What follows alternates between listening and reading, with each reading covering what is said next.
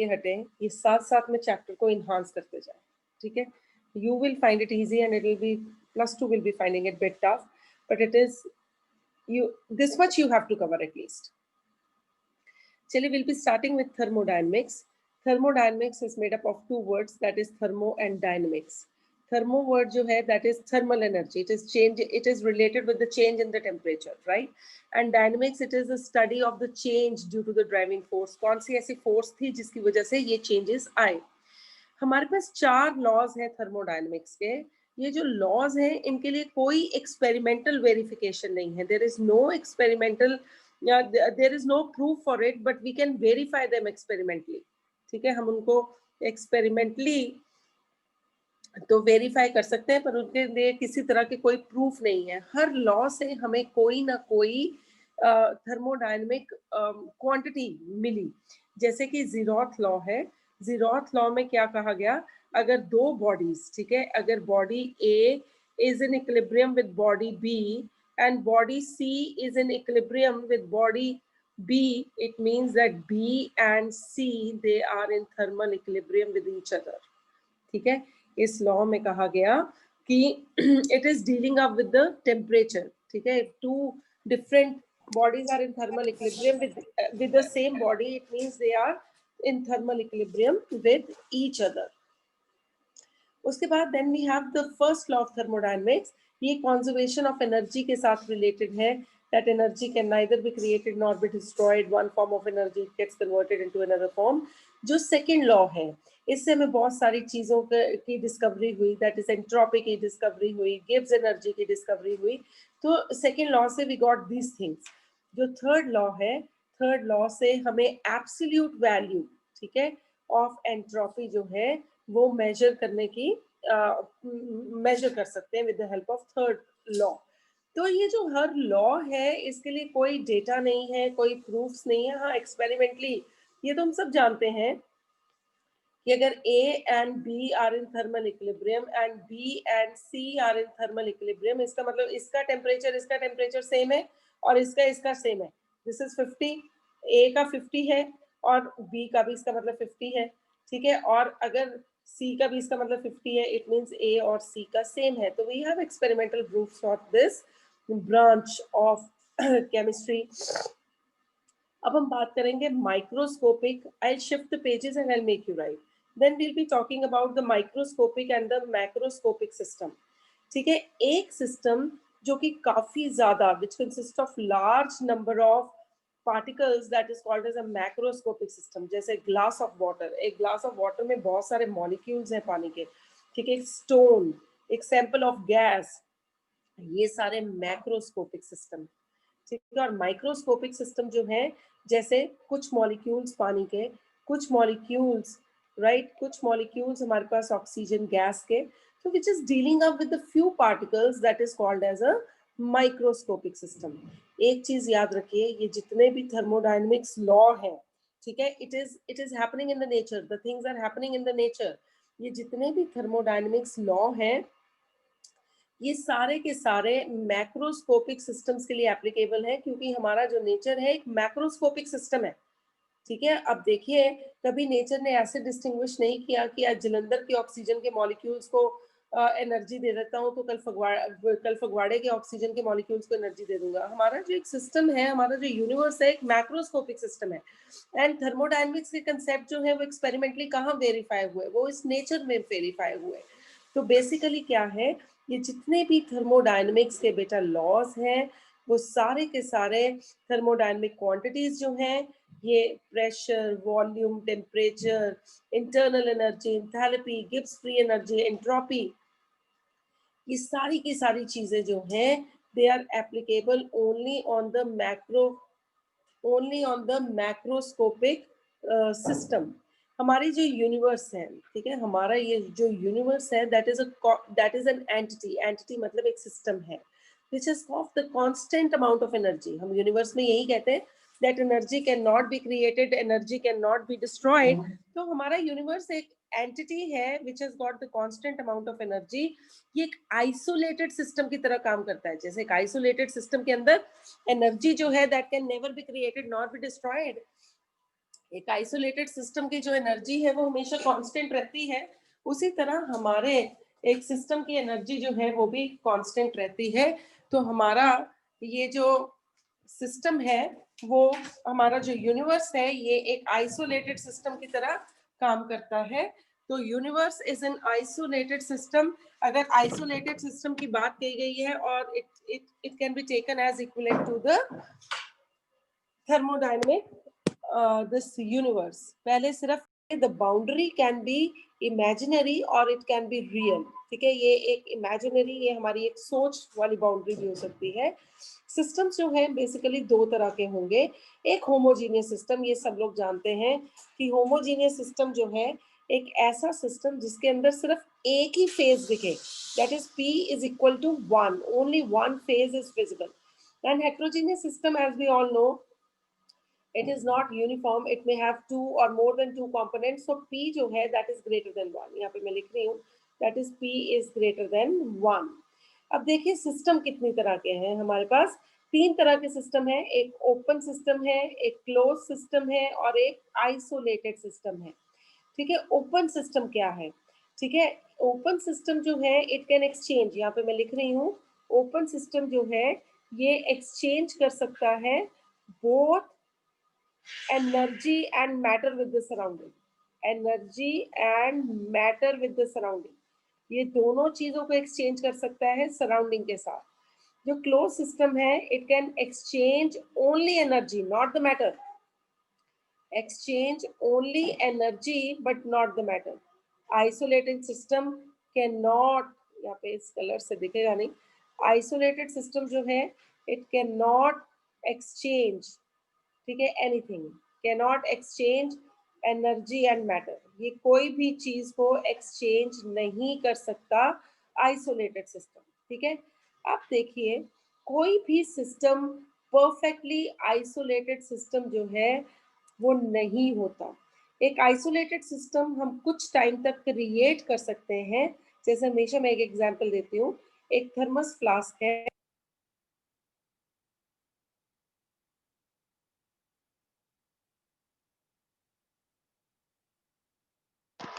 Ma'am आपकी आवाज नहीं आ रही।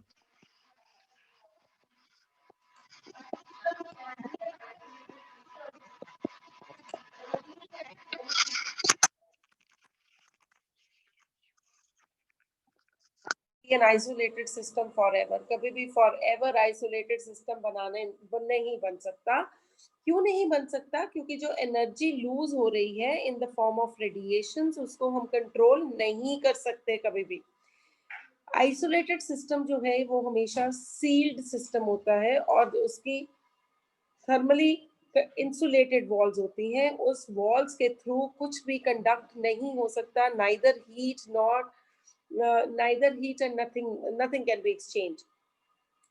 ऐसे सिस्टम की जो इंटरनल एनर्जी है एक आइसोलेटेड सिस्टम की वो कांस्टेंट है, ये हम अभी भी कह के हटे हैं, दैट इज आइसोलेटेड सिस्टम की जो एनर्जी है वो कांस्टेंट है, ठीक है। तो अब प्रॉपर्टीज ऑफ द सिस्टम की अब बात करें तो दो तरह की प्रॉपर्टीज हैं, that is intensive properties and extensive properties. Intensive properties I से याद रखेंगे, they are independent, they are independent of the quantity of matter contained in a system.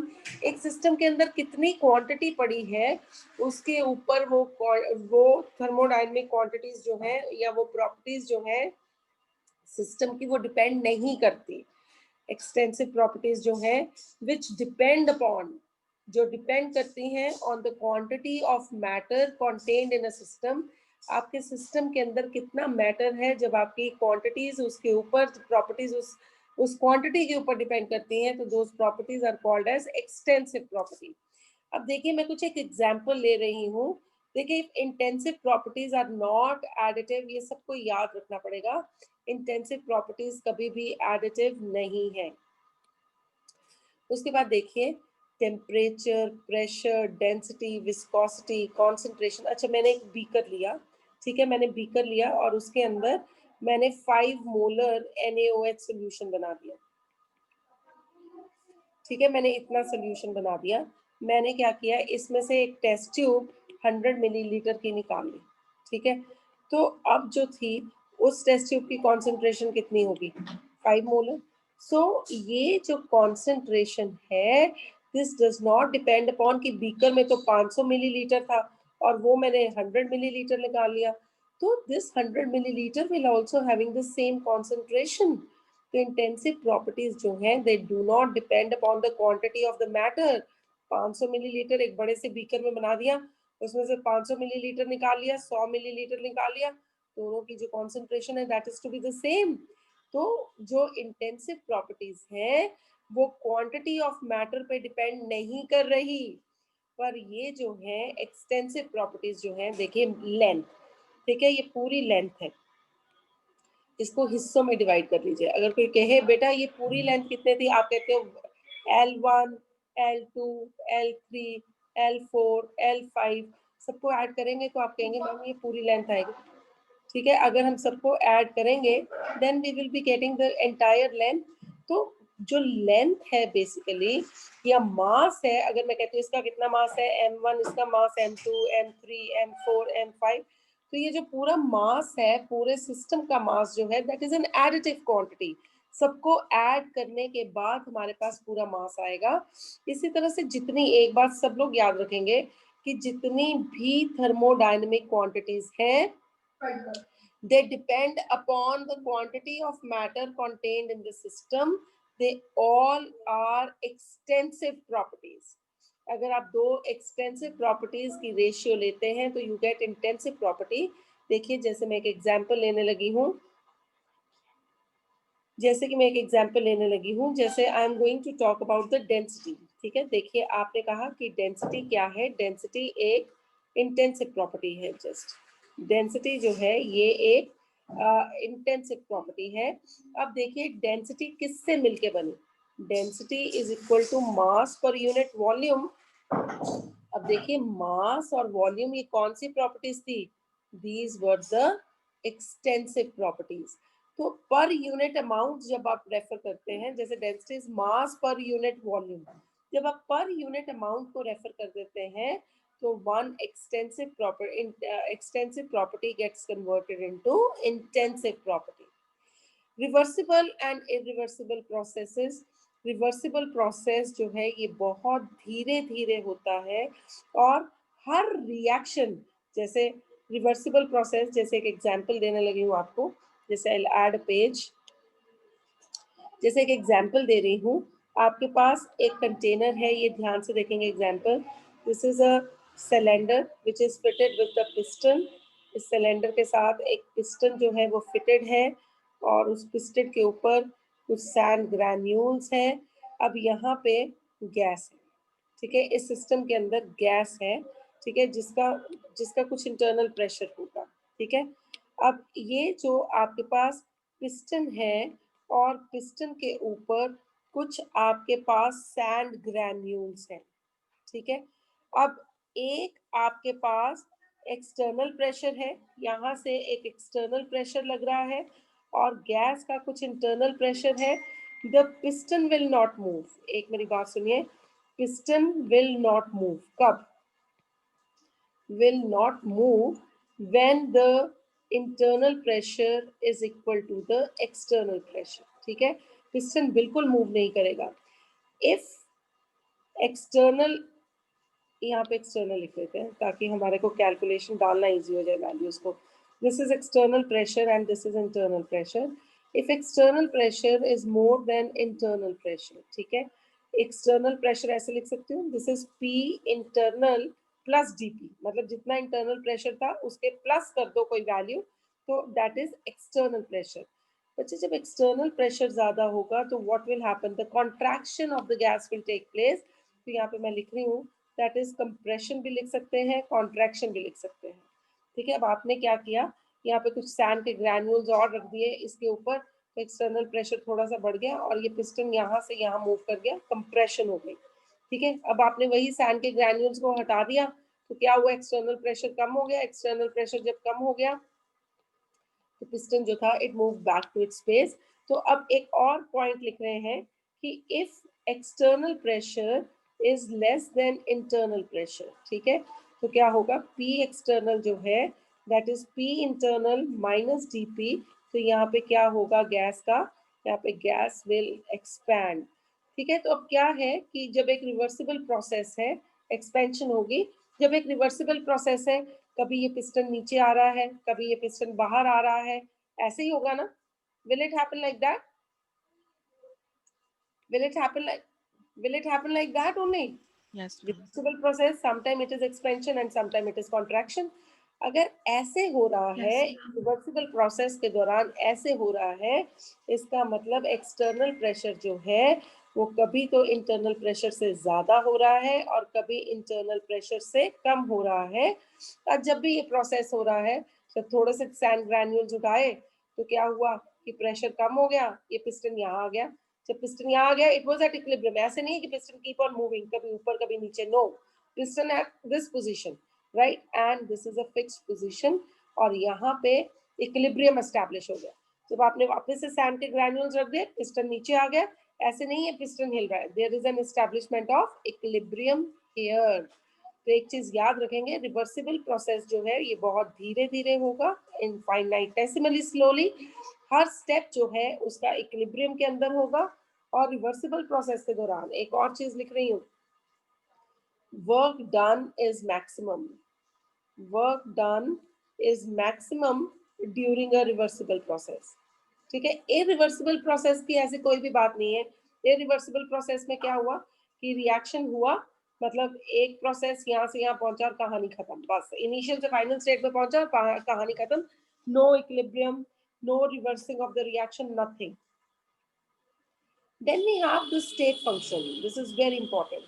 State function वो थर्मोडायनेमिक प्रॉपर्टीज है जो स्टेट ऑफ द सिस्टम के ऊपर depend करती है, इस चीज के ऊपर नहीं डिपेंड करती कि वो स्टेट कैसे आई है। जैसे ए से बी पे पहुंचा तो they are concern with only with a state and B state. बीच में क्या हुआ ए को बी बनने के दौरान, उसके साथ वो कंसर्न नहीं है। They are not depending upon the path by which the A has been reached to B, they just depend upon the state of the system, ये वाली state पे और ये वाली state पे। ठीक है बेटा, is it fine with everyone? Yes, Then we have Yes, thermodynamic process। हम कब कहते हैं कि कोई thermodynamic process हुआ? जब A से B में कन्वर्जन हुई, कोई रिएक्शन, कोई स्टेप जो था वो इनिशियल स्टेट से शुरू हुआ और वो फाइनल स्टेट पे पहुंच गया, तब हमने कहा कि कोई थर्मोडायनेमिक प्रोसेस जो है वो हो गया। ठीक है, अब देखिए थर्मोडायनेमिक प्रोसेसेस काफी तरह से होते हैं। आइसोथर्मल प्रोसेस, आइसो मतलब सेम, थर्मल मतलब टेम्परेचर, मतलब जब ये प्रोसेस हुआ तो किसी तरह का टेम्परेचर चेंज नहीं हुआ, तो delta T was equal to 0। Isobaric, iso मतलब same, bar is a unit for the pressure. Isobaric process मतलब कि दोनों के दोनों, जब ये प्रोसेस हुआ तो प्रेशर में कोई चेंज नहीं हुआ, delta P is equal to 0। Isochoric means जब ये प्रोसेस हुआ there is no change in the volume, that is delta V is equal to 0। Adiabatic process जब हुआ तो बिल्कुल कोई हीट जो है ना तो वो सिस्टम के अंदर जा पा रही है और ना ही वो सिस्टम के बाहर आ पा रही है, तो दैट इज एन एडियाबैटिक। क्या है कि जब आइसोथर्मल प्रोसेस है तो उस टाइम पे जो वेसल है जिसके अंदर आइसोथर्मल प्रोसेस हो रहा है, उस वेसल की वॉल्स कंडक्टिंग है। ये सब बच्चे याद रखें, walls of the vessel are conducting. Adiabatic process में जो वॉल्स ऑफ द वेसल हैं आर नॉट कंडक्टिंग। ठीक है, इसमें वॉल्स कंडक्टिंग नहीं है, हीट ना अंदर आ पा रही है, हीट ना बाहर जा पा रही है। पर यहाँ पे टेम्परेचर कांस्टेंट रहना है। टेम्परेचर कांस्टेंट कैसे भी रह सकता है, हीट अंदर आ गई फिर उतनी हीट बाहर भी चलेगी, टेम्परेचर तो उतने का उतना ही रह गया। तो आइसोथर्मल प्रोसेस के लिए जो वेसल है जिसके अंदर ये प्रोसेस हो रहा है उसकी वॉल्स कंडक्टिंग है, पर एडियाबैटिक प्रोसेस के लिए वॉल्स कंडक्टिंग नहीं है। Is it fine with everyone? Now we'll be talking about the state function। ये देखिए ये कुछ important characteristics हैं state function के। अब देखिए मैं state function का क्या मतलब हुआ, मैं 1 से 2 में गई by path 1 या फिर मैं 1 से 2 में गई by path 2।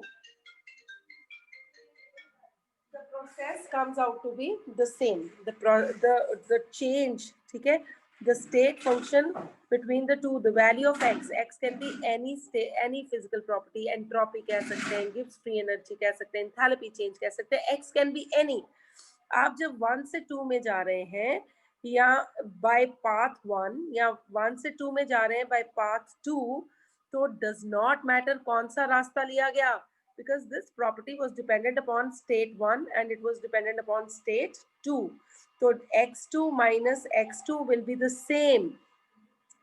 This minus this will be the same no matter.